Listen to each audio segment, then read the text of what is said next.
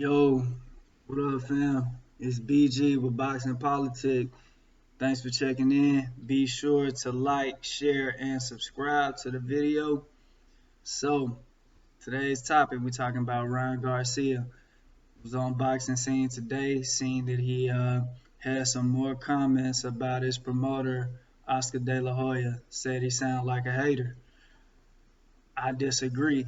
He sounds worse than a hater. He sounds like someone who's trying to get in you, not just get in your way, but he sounds somewhat like someone who's just bad with his own business. His emotions get in the way of his own business, and we've seen that multiple times.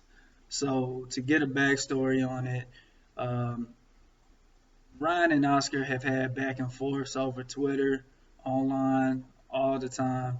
I think the last one, even Charlo got involved saying that you need to come over here with PBC and go sign with them.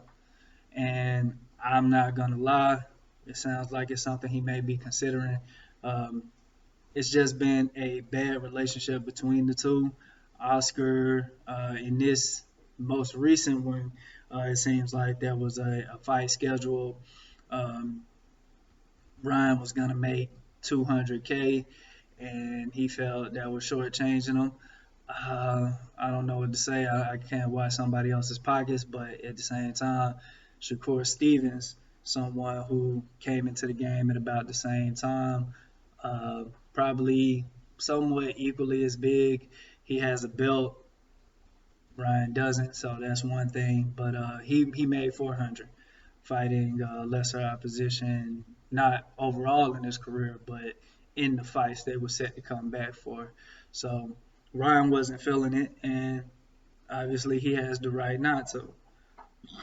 So coming back from this situation with COVID and everything, I know that there's an expectation of a pay cut, or because arena's not going to be filled, but a contract's a contract. And if your contract says a certain thing, that's what Golden Boy is supposed to be paying. In this case, I don't know what to say about Golden Boy. I mean, they went from the top promotional company in the game when they had Canelo, Floyd was on there, the whole PBC staff was on there. Every fighter, the whole PBC roster, not say staff, the whole roster was on there, and they're gone. So you lost a lot of your black fans just like that, and you lost Leo Santa Cruz, Abner Mares, and you're just trying to rebuild off Canelo. That's Canelo Promotions, and since that time, Golden Boy has been a little ass backwards in how they've been dealing with things. You have a good prospect, but at the same time, he's very popular on Instagram, name out there, pretty boy, everything like that. But he's not on television. People are not watching boxing on the app, and that's why. To go back to what I originally said, Oscar wasn't being a hater. He's just being bad with business. You have you have one of the biggest fighters in boxing in Canelo Alvarez, and you take him off pay per view. You have one of the up and coming prospect in Ryan Garcia, who has a huge Instagram following and everything, can appeal to a younger generation, but that younger generation doesn't have money. And they can't buy an app and pay $20 a month to see Ryan Garcia fight 3 times a year. But you have him off that. And if you look at the history of Golden Boy, they've been from HBO to Estrella TV, like whatever the fuck that is. They went from Estrella TV to Facebook Watch, if we even remember that, and now they're on the zone. They don't know what to do in the business arena, and the only thing that's keeping them alive is Canelo. So that frustration from Ryan is misplaced when he says he's being a hater. But what he need to realize is that he's in a bad position business wise, and that's worse than a hater will ever be.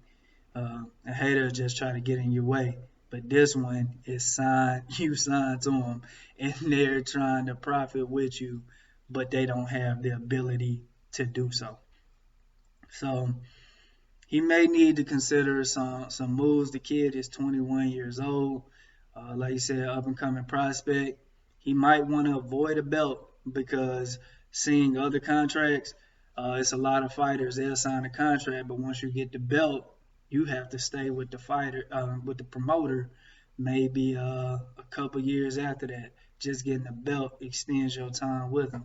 If I already got a name, I avoid the belt, let my contract expire, and then go to somebody who can actually put me on a goddamn television so I can be in front of the fans, so I can tell my fans on Instagram, check me out on this channel that you have because your parents and everybody else have TV. Check me out on this. And that builds your brand.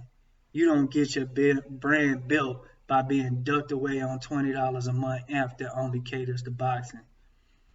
Oscar is masking his failures on Ryan. Sometimes he said those Instagram followers haven't translated into money. Well, they can't because you're not making your fighter accessible.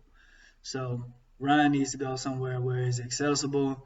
Top Rank has been good with Mexican fighters, but I think if he wants that Gervonta Davis fight, a fight that'll put him on pay-per-view, they'll put him next to Mayweather, they'll make him a big name, I'd avoid the belt and then turn around and sign with the PBC.